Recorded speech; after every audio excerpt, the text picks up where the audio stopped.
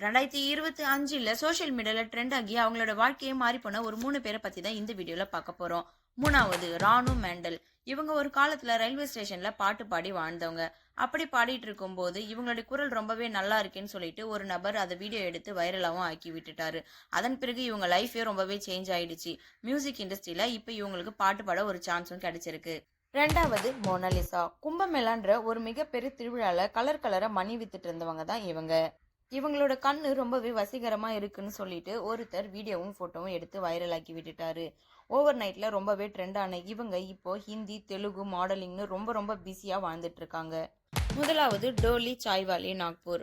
நாக்பூர்ல ரோட்டோரமா ஒரு தள்ளுவண்டு கடையில யூனிக்காவும் ஸ்டைலாவும் டீ போட்டுட்டு இருந்த இவருடைய கடையில தான் பில்கேட்ஸ் டீ குடிக்க போயிருந்தாரு. அங்க எடுத்துக்கிட்ட போட்டோவும் வீடியோவும் ரொம்பவே வைரலா மாறினதுக்கு அப்புறமா இவரோட லைஃபே டோட்டலா சேஞ்ச் ஆயிடுச்சு. துபாயில ரியல் எஸ்டேட்ஸ்க்கு இப்ப மாடலாவும் இருக்காரு. அதோட மட்டும் இல்லாம தள்ளுவண்டி கடை வச்சிருந்த இவரு இப்ப ஒரு மிகப்பெரிய லக்ஸுரியஸான டீ கடையும் ஓபன் பண்ணிருக்காரு. அதுல இருந்து ஓனாவே அபிஷியலாவும் பிரான்சிஸ் எல்லாருக்குமே கொடுத்துட்டு வராரு.